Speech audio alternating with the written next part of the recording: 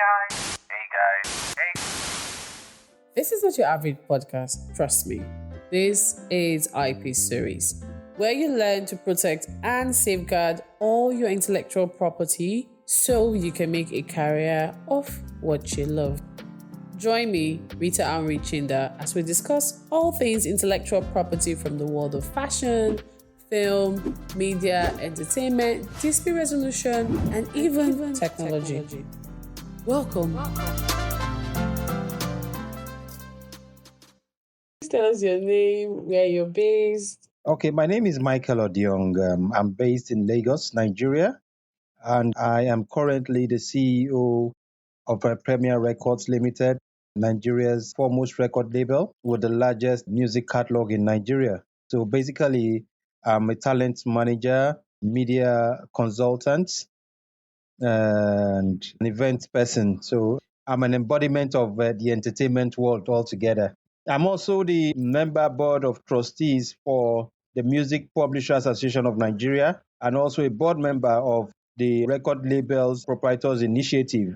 That is the umbrella body for all record labels in Nigeria, while the Music Publishers Association of Nigeria is the umbrella body for all music publishers in Nigeria. So I'm a board member on both of those organizations. You have a very interesting profile, and I think your introduction, you said something about having the largest catalog in Nigeria. Yes. Premier Records started as Philips West Africa Records in 1963. Okay. To be precise, March 26, 1963. That was when it was recorded formally as a record label with the CAC. So we would regard ourselves as one of those, if not the first record label ever to be formally registered as a company in Nigeria in 1963. So right from that period, we have been in existence. We have released major artists in Nigeria from 1963. We have the likes of Sir Bobby Benson. Mm-hmm. We have the likes of Zilonia, the likes of Stephen Amechi, the likes of Sam Akpabut, the likes of Dr. Victor Olaiya, the likes of Victor Waifo, the likes of gentleman Michael Jiaga, Chief Stephen Osita Osadibe, Raskimono, Alex O, the Mandators, Blackie, Bucci, Benita. It's quite a lot. It's quite a large number. It's a lot. Oh. It's quite a large. Very impressive. Very impressive too. It's a large one. Since 1963. So how did you not get into entertainment and media space? Can you just give us a little bit of background so we understand and then we move on? Okay, so basically I've been in entertainment virtually all my life. Right from when I was a kid, when I was in primary school. I used to act, but internally just for the family. And when I got into secondary school, I also dabbled into some acting. Then when I left secondary school, I started full-time as a professional dancer. That was as far back as 1993. I started as a professional dancer, actor, and I was in that space for almost 10 years. And in 2004, I got into the music business, basically. I became a talent manager for one of the biggest acts in South, Mr. X2, and went on to manage the label he was on, South Central Records. I was there as a general manager until January 2008, when I joined Premier Records as the special projects manager. So from 2008, I've been in Premier Records. Basically, this is my 17th year in Premier Records. So that's my journey so far. Seriously, if you want to transform your IP knowledge from to aha, come and hang out with us on the IPSERIES podcast. We're here to inspire, to educate, and entertain you on your journey to understanding how intangible asset works. So subscribe today and let's make IP the most interesting conversation. Else, we're gonna have a problem, guys. Please subscribe, okay? I think you're one of the few persons I think that we need to hear your story so we understand how the behind the scenes of African music, Nigerian music has evolved.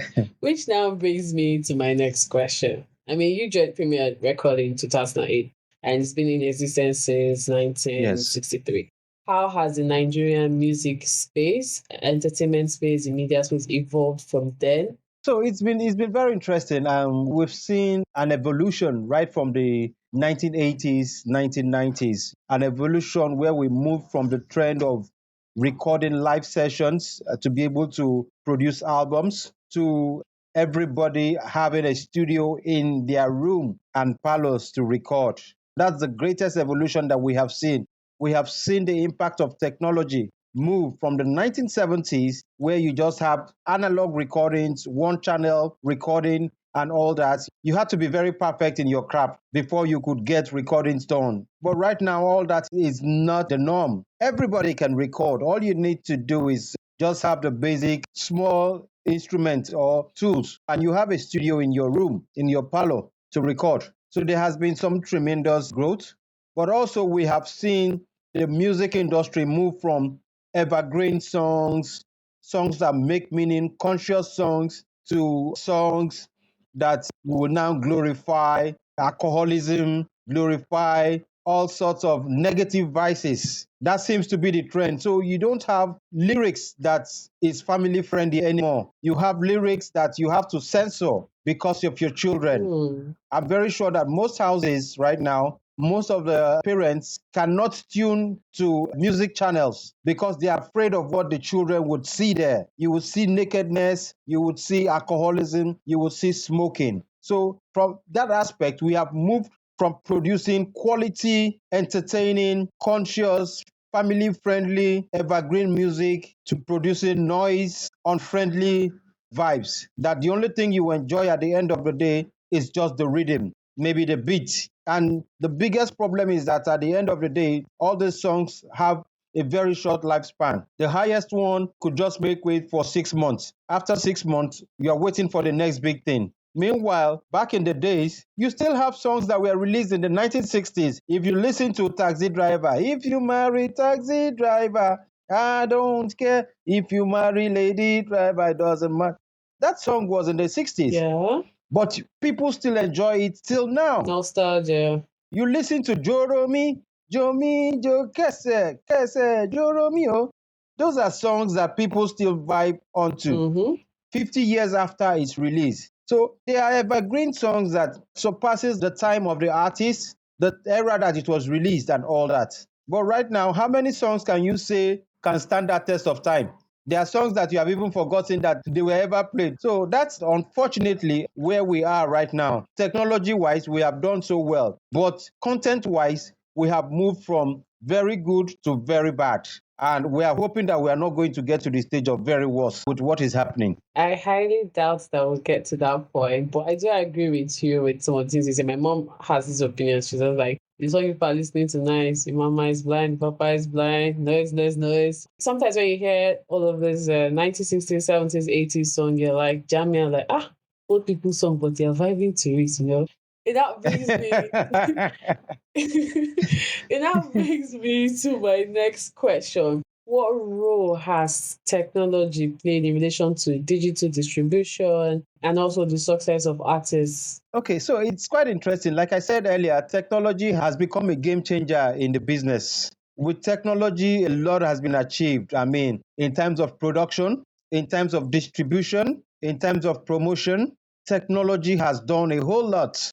Back in the days, you were successful based on the number of vinyls you sold. And how would you be able to distribute those vinyls? You would have people that would physically go to places to distribute those vinyls and let people get the music physically before they could enjoy. But right now, that is not the case. You can sit back in your house, upload your music to a Spotify, to an Apple, to iTunes, upload your music, and the world will hear it right from your living room. You do not need to go and start physically distributing anything. That is how powerful technology has been able to change the whole process of how we are doing things in the music business. You also look at content creation. Like I said earlier, you have studios everywhere now. You don't need to have a full band like back in the days. You have to have a full band for you to be able to record. But right now, just you as the artist, the technology is there. You can produce keyboard, you can produce drum, you can produce all those just with the keyboard and softwares, and you get what you want. In terms of promotion, social media, That is the biggest tool right now for promotion and marketing. You just upload your song on social media, everybody all over the world will get to hear it. So there's been a lot of changes and technology has done a lot. But like we'll always say, there's always the positive side and there's always the negative side. And technology is not exempted. You have the positive sides in terms of the actual work rates and turnaround rates. Something you will spend like 8 hours with technology, you can do in 2 hours. But the downside of that is that at the end of the day, jobs have been lost because session men are no longer needed for recordings because you just need the artist to come in, get the vocals, and technology will do all the rest. So there's actually a vacuum left because session men are no longer needed for live recordings. Then you also have changed the game in terms of sales managers and sales reps that would have been going from one state to another, one local government to another, selling this music physically. But right now, right in your parlor, right in the office, all you need is your laptop and internet for you to be able to sell your music. So those are the areas that technology has made people redundant. But I mean, like we say, there's always an avenue. You will always go to the next big thing. So that's basically how technology has been able to transform the whole sphere of the music industry. Fantastic, fantastic insight. So now I'm going to touch on a topic that was very controversial, especially last week. And I know that I had read I had read your comments on that, but if you permit me, what would you say are the impacts of streaming platform on artist visibility, especially in light of the gentle Michael Odiong song that Brain Jota had used for his content? I mean, the dance routine has gone viral, and now, like you mentioned, in digital distribution, you now have songs and catalogs on social media platforms. So, in that instance, now, what would be the impacts in relation to both the legal and the practical aspects? We're not talking about infringement, I'm just telling us, okay, life and direct. Okay, interestingly, that particular album where that song is contained was actually released on the 13th of August 1976. That was when that album where that song is contained was released originally. So basically you can say that song is about 48 years. In fact, next month we'll make that song 48 years old. Wow. And it was released under Phonogram Records, which is now Premier Records. When it was released, yes, it made impact and all that, but we have always believed one thing. Like all through last week, what just kept coming to my mind is good products, good media, and perfect combination. A product, no matter how old it is, it will always be discovered by the media. And once it's discovered by the media, you really cannot hold back. So this is the story of Go Go Go Go, like everybody know it. It's a song that, just like every other of our products or our works or in the catalog, we make sure that we push them out as much as possible because you can't just have these songs sit there and you do not find ways to exploit it. So in finding ways to exploit these songs, we have put them in different platforms, the DSPs. So you have them on TikTok, you have them on Facebook, you have them on Instagram, you have them on all the DSPs, Spotify, and the rest of them. I always say, if tomorrow songs are being played inside a pen, you will always find our songs there. That is how creative and innovative we are. We don't believe because they are old songs, you have to continue putting them in cassettes and vinyls. You have to find the next place where these songs can be placed so that people can listen to them. So that is what has happened. We have placed the songs there, and good enough, somebody like Brain Jota found the song worthy to use for his content. He could have used any other song. That's the truth. But he did not put the song there. So all the while they were crucifying him, saying he was making money, we had come out to say, no, he's not making any money because we understand how these things work. Somebody put the music there. In this instance, the record label. He went, saw the music, took the music, used it, and it went viral. So he has actually done the record label a big favor. And these songs have been there all the years. So it's not like it's a new song. But here we are. All of a sudden, there's a resurgence of this song, thanks to Brain Jota. And our happiness is that the artist is alive at 94. He is actually going to enjoy his sweat. Maybe they never believed that, oh, it was going to happen. But as a responsible company, we have always made sure that whatever exploitations and whatever royalties that come, they get their shares. So whatever controversy that went on last week, where the first time in my life I was dragged and all that without people knowing the whole Oh story. my God, I can imagine.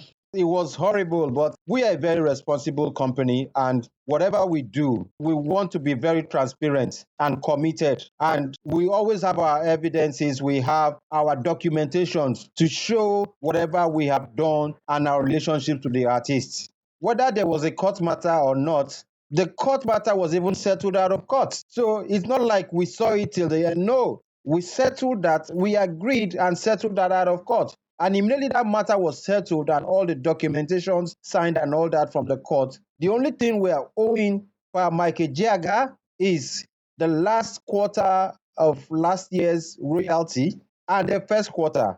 And people should understand how these things work. We are not in charge of the platforms. It is only when we get reports from the platforms and get payments that we can process all those things. So it's not like it's every month you get the money or every month you get the report. No, it is quarterly. And once it comes, because we have a large catalog, we are not just dealing with one artist. We are dealing with several artists. So we have to take our time to now start shifting the artists, separating them and doing our calculations for each and every artist. So the workload and everything. But at the end of the day, our goal is that the artist must be paid his royalty because that is what we take pride in. The artist made the work. Without the artist, we will not have a record label. Without the artist, we won't have anything to sell and make money. So the artist is usually our priority. Even sometimes we say, oh, look, suspend salary, pay these artists their royalties. Because without them, you will not be able to have salaries. That is how committed we are. So unfortunately, what happened has happened, but it's part of it. So it's a learning process, But people would have to learn to ask questions. They would have to learn to make research before you come out and crucify a brand or crucify the person that is representing the brand.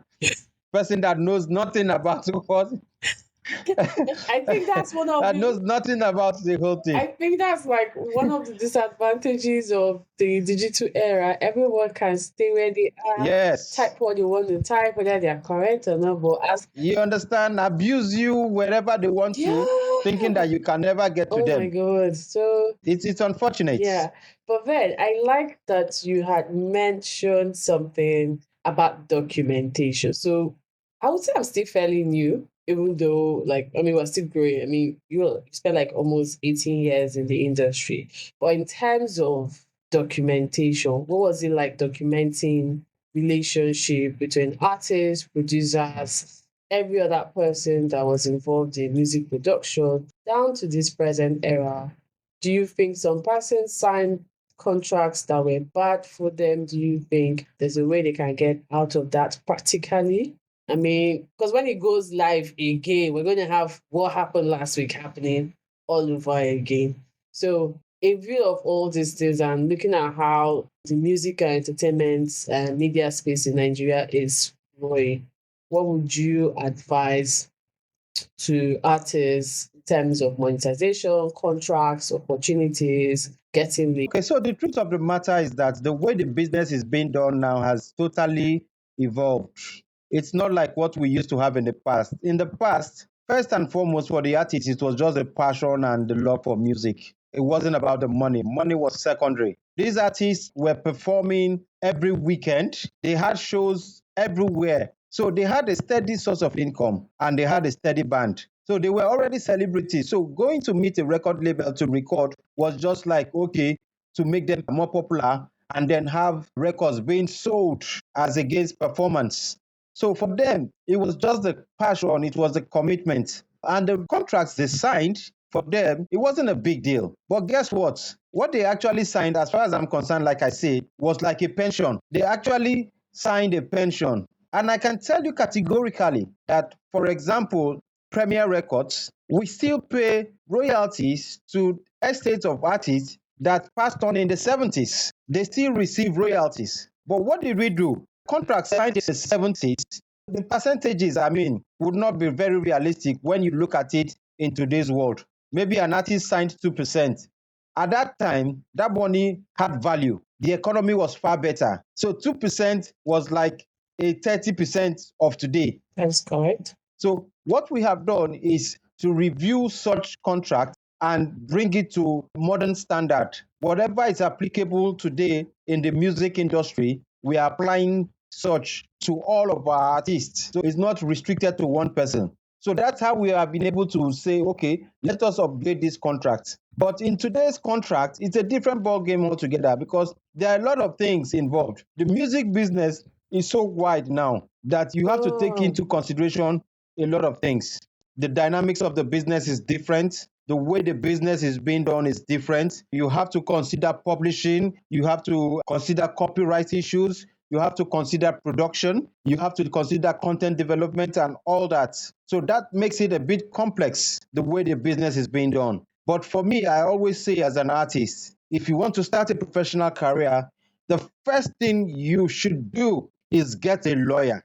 Get a lawyer, get a lawyer, get a lawyer, get a lawyer. That is the first step if you want to be successful in this business. When you get a lawyer, then you have solved 50% of your problem. And not just any lawyer, a lawyer that understands intellectual property, a lawyer that understands copyrights. So that way, whatever you are doing, you are legally protected. You are legally knowledgeable and your works are protected. Without the lawyer, you are going to fall into serious problems because a lot of people will come with different offers here and there.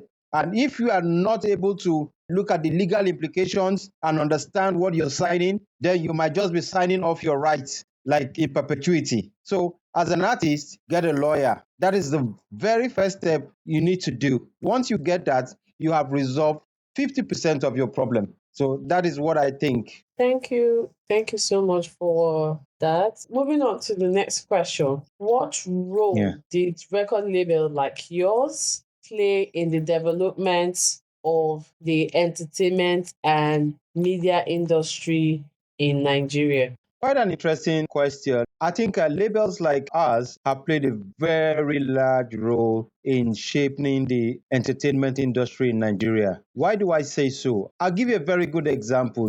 Look at Afrobeats that we have today. Everybody is talking about Afrobeat. The world is talking about Afrobeat. The world is in love with Afrobeat. But Afrobeat started somewhere. Where did it start from? Some would argue Fela because of Afrobeat. Some would argue, oh, Plantation Boys and Two-Face and all that. But the truth is, Afrobeat started in the early 1990, between 1991 and 1992, with a group called Junior and Pretty. They had this unique style where they actually rapped in pidgin using contemporary beats. And that time, their style of music was called Afropop because it had a fusion of indigenous beats and language fused into pop. So it was called Afropop. And when Junior and Pretty came out with Bolanle, it was an instant hit because it was a different style altogether that people did not imagine could happen. Rapping in pidgin and all that. But it couldn't be sustained. By the early 2000s, the likes of Remedies, Plantation Boys, and the rest of them, Kenny's basically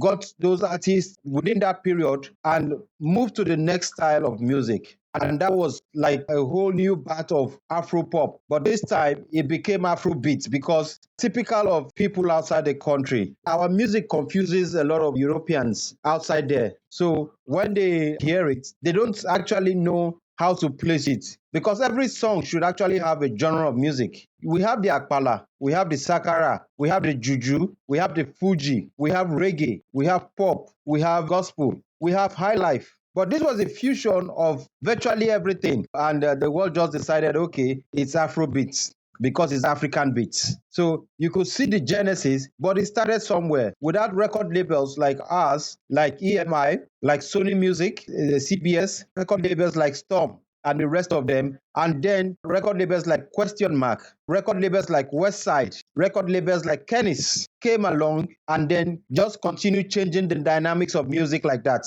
So every record label, given a particular era, played a role in changing the particular style of music that we heard. Every single label that was relevant at a point in time. They all had different approaches to sound and beats and songs and all that. So I would say that, of course, the record labels really did a lot. And because they accepted the kind of sound they were hearing, they put a lot of money, they put a lot of resources to push and then get the people to accept such sounds. So their effort can never be underestimated. Their effort has been tremendous, and kudos to every record label that embraced the risk of actually signing artists with new kinds of flow entirely. It's not an easy thing when you are not sure of something, but you still put in your money there, and some fail, some succeed. That is the business that we are in. It's a very risky business. But you just have to have faith. You have to continue believing that something will come out of it. So that's how it is. Thank you once again. Another insightful revelation, going back history. I think this is why history should be brought back to our curriculum. But what strategies would you advise artists and content creators to use in terms of monetization, especially in this viral era? Okay, basically, for the artists, if you're doing business, you would have to work with a DSP. You would have to work with a company that can help you distribute your music. It's difficult trying to distribute alone, but if you have a distribution company trying to distribute, it is easier for you because they carry the workload for you. And then if you have a good music, they can as well just do some marketing spending for you if they love what they hear. So take advantage of all the streaming platforms. Put your music there. Don't say, oh, you would never know. It could take time, but surely, people are listening. Even if it's one person a day that is listening, by the end of the year, you would have gotten 12 persons. And those 12 persons might love it and then share it with another 12 persons. So like that, you just keep on growing. For the content creators, the space is there. You have YouTube, you have TikTok, you have Snapchat. You have those spaces to create. But while creating, create something sensitive, create something meaningful, create something that, people can digest and relate to. Once you are able to do that, a content that people can digest and relate to, it will be easy for people to follow you, for people to buy into your content. Mr. Macaroni is a very good example. Whatever he does is relatable because it is like an everyday thing that we see. So it's easy for people to laugh and also to relate that, yes, these things happen. So make sure that whatever you are doing, they are relatable things that can easily attract the people's attention. So you have all the platforms, like I said, the YouTube is there, TikTok is there, Snapchat is there. Take advantages of all those things. Monetize them. If you cannot monetize them, get somebody that will help you do it. Brain Jotter is making money from there. Macaroni is making money. Macangel is making money. You have lots of content creators. Nasboy. They are taking advantages of all the platforms that are there and creating content that people would love to relate with. So once you do that, I think it will be a win-win situation. Sometimes it's difficult, but you have to be persistent. Consistency matters a lot. Once you're consistent, one day you will hit it. So that's how it is. Okay, thank you for that wonderful insight. So moving on now, what would you say are the hurdles that creatives face in Nigeria, especially when they are dealing with like copyright issues, infringement, piracy, and lack of infrastructure? I think that question is very straightforward.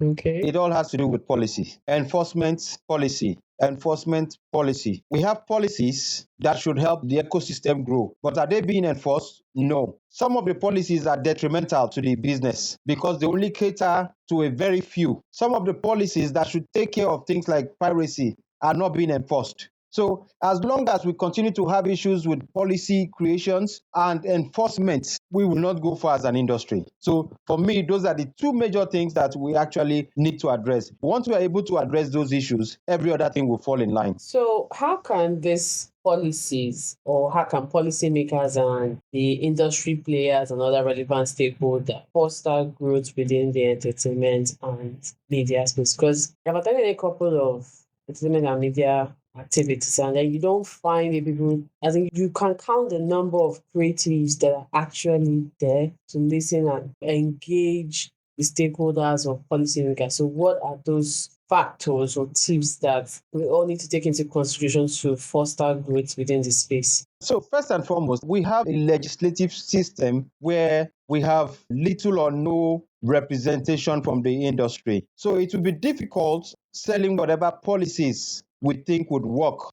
because we are talking to people that do not even understand how the music business ecosystem works. As far as they are concerned, it is just Owambe, it's party. Oh, you pay an artist to come and sing, and that ends there. Not understanding that revenue from this source is as big as the oil revenue. That's the biggest problem we have. So until we start consciously, that's my opinion anyway, electing industry players into the National Assembly, first and foremost, when we get them into the National Assembly, it will be easier to relate with the National Assembly because they are the ones that will call their colleagues and their colleagues will come and we sit down and they will listen to us. Because without that, it is difficult. I mean, I give you a good example. The amended Copyright Act that was just done, I think that was 2 years ago. It was passed last year, but It was passed last year, but as of December 2022, yeah. we were still deliberating. We even had public hearings where we, as an organization, both RELP and MPAN, actually wrote some things to further help the act be strong. We made some recommendations, and to our surprise, the recommendations we made, by the time the act came out, some of those recommendations were missing. They were missing. So we would now have to start all over again to start lobbying so that these recommendations would be considered in the next amendment. Look at the issue of copyright levy. We have been talking about copyright levy for a long while. Okay, we finally pushed and the copyright levy was passed. But guess what? The sharing formula changed. Now it was supposed to be 60% of those copyright levies to the entertainment industry, while 40% will be retained by the various ministries that facilitate this. Okay. And by the time the act came out, we discovered that it was 40% to the industry and 60% to government. Let me just give a background of what the copyright levy is. So basically, the copyright levy is a levy imposed on importers of materials that can carry music or movies or whatever. So materials like your phone, materials like flash drive, materials like laptop, anything that music can be carried on, that movies can be carried on, is seen as an instrument or an equipment that should be taxed. So government agreed to that. It is not a new law. It has always been there. The Copyright Act levy has always been there. But now you tax these people, the proceeds from there, how are you going to share so that the main people, who are the industry people, benefit from it? So we moved from a process where a law was passed and the copyright levy was enacted, but we had a reverse where the industry was taking 40% of the revenue and then government was taking 60%. So now we have to start all over again, lobbying and fighting so that we can reverse the original arrangement of 60% to the industry and 40% to government. So you see that there's been a lot of back and forth, but until we start having industry players in the National Assembly who can talk to their colleagues and make their colleagues understand what government is missing by not paying attention to the industry. If we do not do that, we will continue to have problems because, unfortunately, those in the National Assembly don't understand our business. So it's a long process, but I believe that as we go ahead, we will definitely make an impact and we will get people at the National Assembly to understand how the business works. Well said, Mr. Michael. I totally agree with you that some comments that were made in regards to the copyright I was not included. I think there's going to be an amendment to the IP policy. So maybe we just have to be on the lookout for that and see if the comments will be taken seriously. But then, what are the trends that we need to look out for? I mean, judging by your experience and how your company has evolved from the 1960s up until 2024, what are those trends that you think we should look at within the entertainment and media industry? The trends we should look at for the entertainment industry? Yeah. Well, the fact is that the Gen Zs have taken over, and these people, they know they hear what. You said the Gen Zs. Oh my God, they're going to have a field day. They're going to have a field day. The Gen Zs have taken over, and they know they hear what. They are so realistic and so bold and fearless. My only fear is that they should understand exactly what they are fearless and bold about. Because you cannot win every battle. You must be strategic. You must understand what you are fighting for. You must understand what you are gunning for. you must understand the steps you're taking to get things done. You understand? I mean, it's amazing. First, technology wise, this generation, they are so talented. They are so gifted that technology is their playground. You can't joke with that. There's no way you can beat them on that. Technology is their playground. So they have come to stay with technology, and that is the trend. So whatever you're doing, whatever you're trying to build, whatever you are trying to communicate, you must understand the depth at which you are going and the people you are trying to relate with. That's basically it. So it's a Gen Z technological world. That is where we are. That is the trend. We have to embrace it. AI has come to stay. I'm virtually like, I'm almost an old man when it comes to technology and AI, but I appreciate it. But my children, they are embracing it. So it's just about technology. It's about creativity. It's all about innovativeness. But these Gen Z people, they know the hear word. They are just everywhere and they are eager, very eager to succeed. See, Jency, know they hear what? When I say they know they hear word in a positive way, Okay, then. Okay. you know, so they are basically goal getters. Okay. You understand? Yeah. They don't believe that anything should stand on their way. Whatever they want, they go for it. Mm. So that's what I mean by they know they hear word. Once they are Thank God we determined, like- they are determined, and they want to go for what they believe in. We are safe then. We are safe then. So I beg, may they no come drag me again. On positive things I talk. Oh. Don't worry, you don't clear the roads. Nobody go drag you. I beg. Okay, so what case or entertainment disputes really struck a chord with you time within the entertainment media, whether it's 2024 or when you joined Premier Record or any time that you know, from the moment you joined the space, what dispute in relation to artists or other stakeholders have really like, you know, been stuck in here like, okay, this one I need to really watch out for? Okay, what you're asking is what really struck me in the industry since I joined? Yeah, in terms of cases like dispute, disagreement between artists, collaborators, etc. So this is it for me. Okay. I have actually never been in the space of litigation and courts and laws and all that. No, Okay. that has always not been my forte. I've always been a field man. My own is relate, think of ideas, innovations. How do you get this music out there? How do you relate to the artists? That has always been my forte. So I am basically like still a learner in these case processes and all that. And that is because I took over the company. So once it happens like that, you have to know everything, the cases that have happened and all that. But it wasn't like I set out to be interested in cases.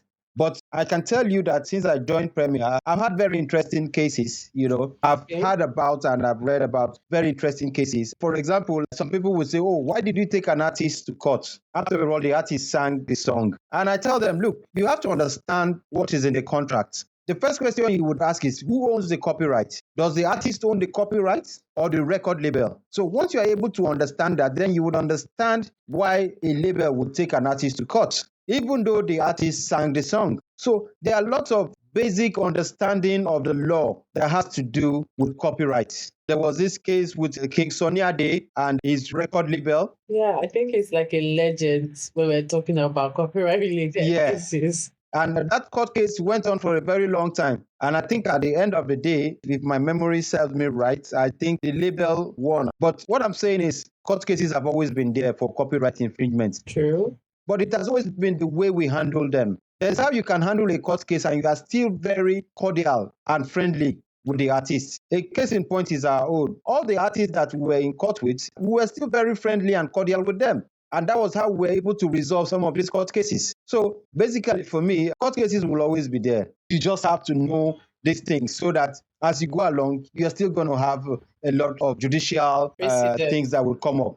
You must be able to understand the law and what the law says about some things for you to be able to make informed decisions as to what to do. So that's it for me. In summary, you are a man of peace. You do not like problems. I'm a man of peace, so I don't. Like war. No. If you know what's happened to me last week and the effect and trauma I went through, you will know that it's not something I like. I'd rather we settle quietly and peacefully, and everybody goes home happy. Mm, I can see that. I can see that. So, what would you now advise an upcoming artist on the strategy for getting signed to a record label such as yours? Would you advise that they are independent for a while before getting signed, or do you advise that you just go straight up to being signed to a record label? That's a very difficult question though, because if you're independent, you will need money to fund your career.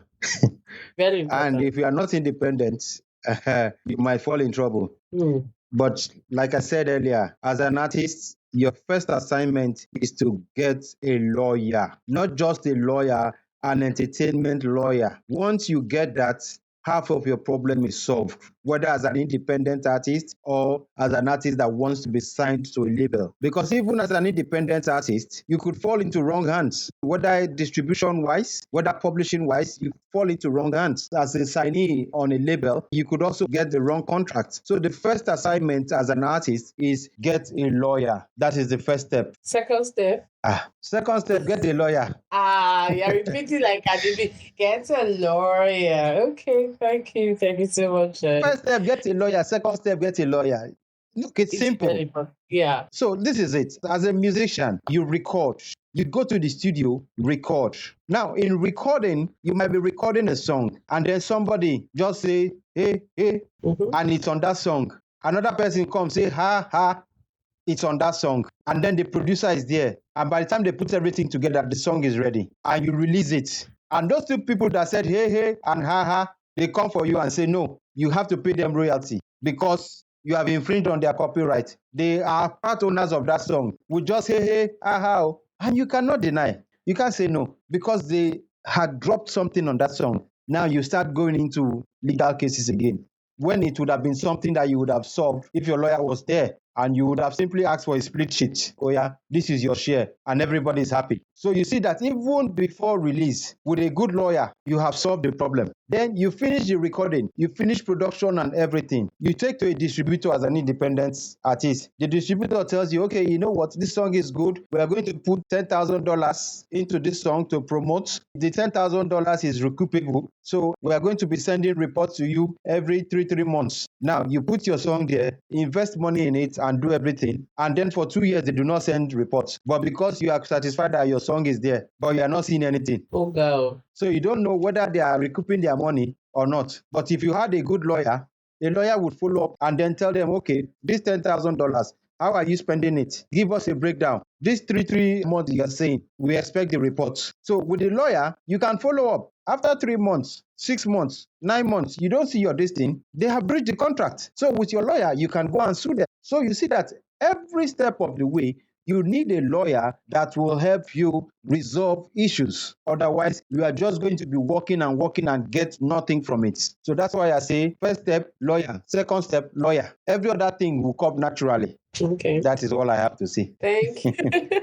Thank you so much, Mr. Michael. So, in closing, what's your final comment with regards to everything we've talked about today? Wise words from an elder that has been in the industry. Okay, so my last words would be that whatever you do in life, just be consistent, be steadfast. If you believe in your goal, just continue pursuing your goal because nobody will do it for you. It's you that will pursue your goal. Your mother and father have done their part by bringing you to the world, by giving you education. Now, how you want to take that part and run with is your own side of it. So be consistent, be steadfast, especially in the entertainment industry. Like I said, as someone, I have been in the business of entertainment for over 30 years, and I've been in the music space for like 20 years. So you see, accumulatively, the years of experience I've had in the industry. I didn't just start today. There was a time I used to trek from Shomolu, anybody that understands Lagos very well. I used to trek from Shomolu down to National Theatre just for rehearsals. It was passion for me. It was commitment.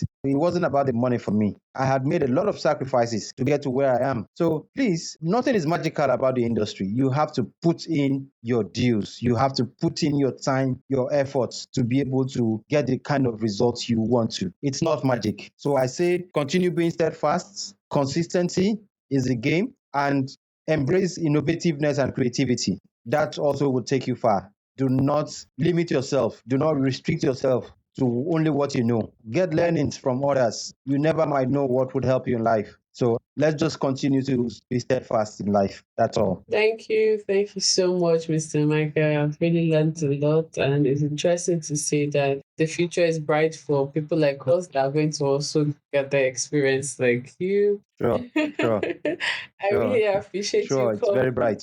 I appreciate you coming on here to share your journey with us. I hope you had a good time because I did. So Yeah, thank you very much. It's nice being here. It was quite nice having a great conversation with you. thank you so much. Thank you, baby. Thank you for listening to IP Series Podcast. If you enjoyed this episode, please subscribe, rate, and review us on your favorite podcast platform.